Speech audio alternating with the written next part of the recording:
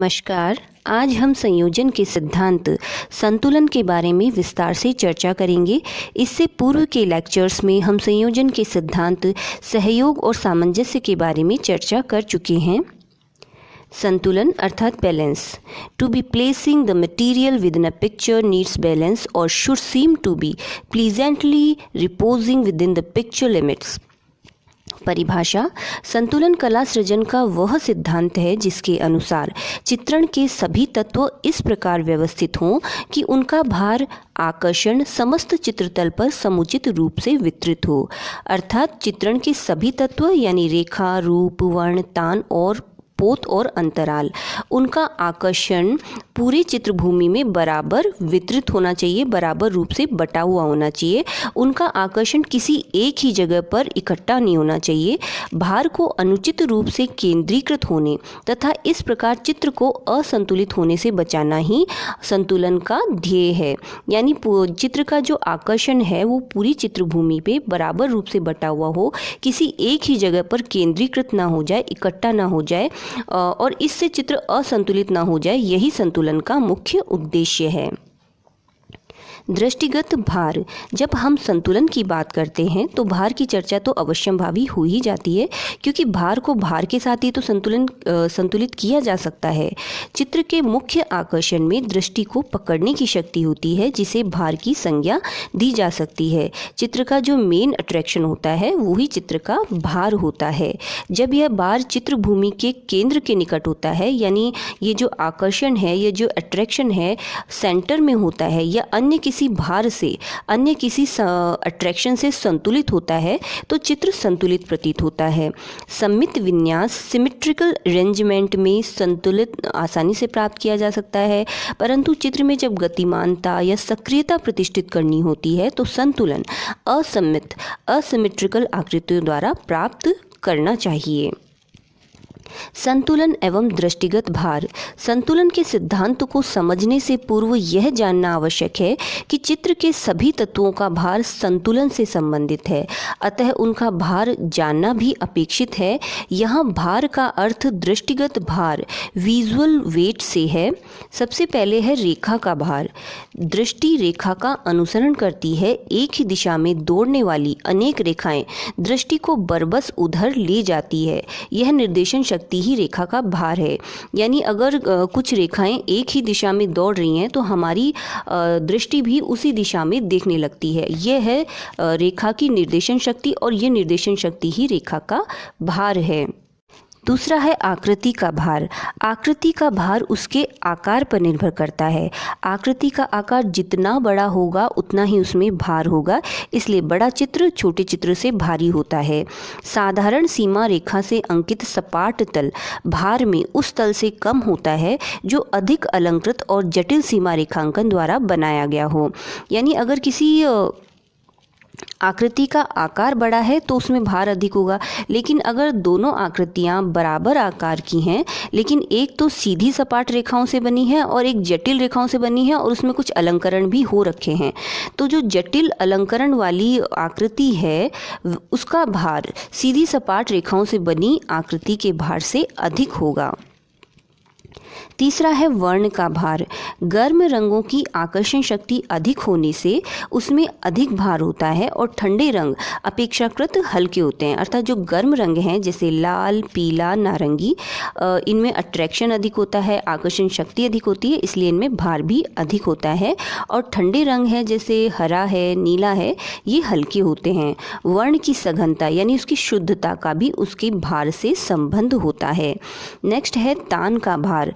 तान का शक्तिशाली विरोधाभास, शक्तिशाली कंट्रास्ट अधिक आकर्षक होता है, जबकि संबंधित तान का आकर्षण कम रह जाता है।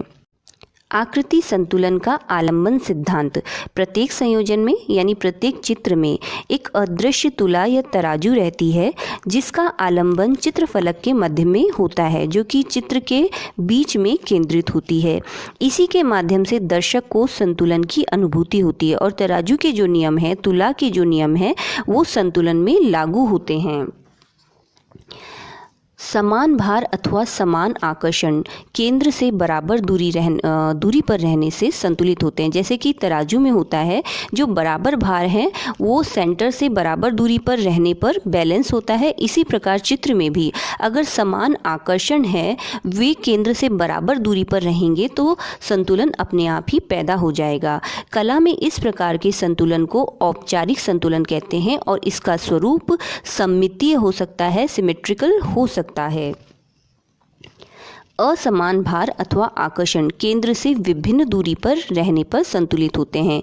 यानी अगर अधिक आकर्षण है तो वो केंद्र के समीप रहेगा और अगर कम आकर्षण है तो वो केंद्र से दूरी पर रहेगा। अतः यदि कोई आकृति दूसरी आकृति से आधी है तो वह केंद्र से दुगनी दूरी पर स्थित होनी चाहिए और इस प्रकार से संतुलन स्थापित हो जाएगा। और इस संतुलन को अनौपचारिक संतुलन, अनुसम्मित संतुलन अथवा गूढ़ संतुलन कहते हैं।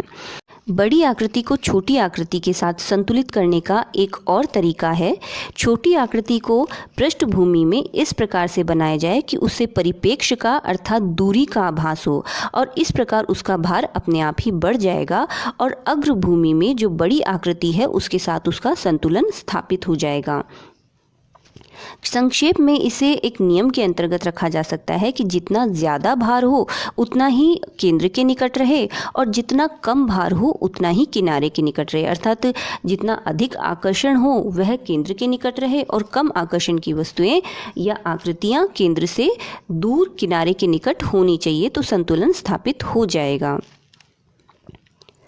वर्ण संतुलन, संतुलन अथवा विश्रांति भाव अच्छी रंग योजना का सार है।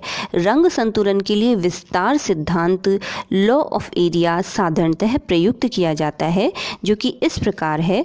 वर्ण के बड़े क्षेत्र का प्रभाव शांत होना चाहिए, जबकि छोटे क्षेत्रों में शक्तिशाली विरोधाभास यानी कॉन्ट्रास्ट रहना चाहिए। विस्तृत क्षेत्र में शांत वर्ण का प्रयोग तथा लघु क्षेत्र में उष्ण वर्ण का प्रयोग होना चाहिए। यानी अगर बड़ा क्षेत्र है तो उसमें शांत ठंडे रंगों का प्रयोग होना चाहिए और छोटे क्षेत्र में गर्म रंगों का प्रयोग होना चाहिए। शांत व उष्ण वर्ण का यह विरोधाभास रंगत, तान अथवा सघनता के आधार पर हो सकता है। उष्ण वर्ण का प्रयोग वर्ण सामंजस्य में सहायक होता है, क्योंकि उष्ण वर्ण का दृष्टिगत भार एवं तरंग गति अधिक होने से इनसे दृष्टि को शीघ्र थकान हो जाती है। परिगामी आवृत्ति सिद्धांत, उपर्युक्त नियम के अतिरिक्त वर्ण संतुलन का एक और सिद्धांत है, जिसे पारगामी वर्ण या क्रॉसिंग कलर अथवा रंगावृत्ति रिपीटेशन ऑफ कलर्स कहते हैं। वर्ण अथवा तान का संतुलन इन्हें समस्त चित्रफलक पर दोहराकर भी किया जा सकता है।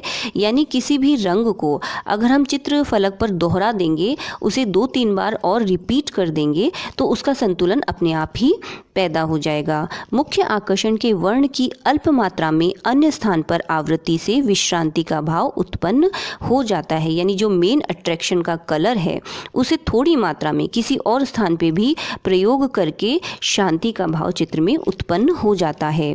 वर्ण वैज्ञानिक मुंसेल के अनुसार जो रंग तान तथा रंगत में एक ही मान के होते हैं, उनकी आकर्षण शक्ति एक जैसी ही होती है और उनका संतुलन सहज ही हो जाता है। परंतु इसके साथ इनसे अधिक मान एवं रंगत वाले वर्ण का संतुलन करने के लिए उसकी मात्रा कम कर देना चाहिए। इसी प्रकार कम मान एवं रंगत वाले वर्ण की मात्रा बढ़ा देनी चाहिए। जिस प्रकार शरीर की कुछ पेशियों का प्रयोग करते हुए अन्य पेशियों को आराम दिया जाता है, उसी प्रकार अक्षपटल रेटिना भी कार्य करता है। एक जैसा रंग अधिक देर तक देखने से जो उस रंग को अनुभूत करने वाली पेशियां हैं वे थकान का अनुभव करती हैं, जबकि अन्य वर्ण देखने वाले तंतु निष्क्रिय रहते हैं। पूरक रंग का अर्थ ही उस वर्ण से होता है जो किसी विशेष वर्ण को दृष्टिक्रम में पूर्ण करे, अर्थात वर्ण को साथ साथ देखने पर दृष्टिपटल के समस्त तंतु क्रियाशील रहते हैं और एक प्रकार के तंतुओं पर अधिक जोर पड़ने से थकान अनुभव नहीं करते। अतः पूरक रंग स्वभावतः ही एक दूसरे को संतुलित कर देते हैं। यानी अगर पूरक रंग की कलर स्कीम वाले किसी चित्र को हम देखेंगे तो हमारी दृष्टि के सभी तंतु क्रियाशील रहेंगे और एक ही प्रकार के तंतुओं पर ज़्यादा जोर नहीं पड़ेगा, जिससे कि थकान का अनुभव नहीं होगा।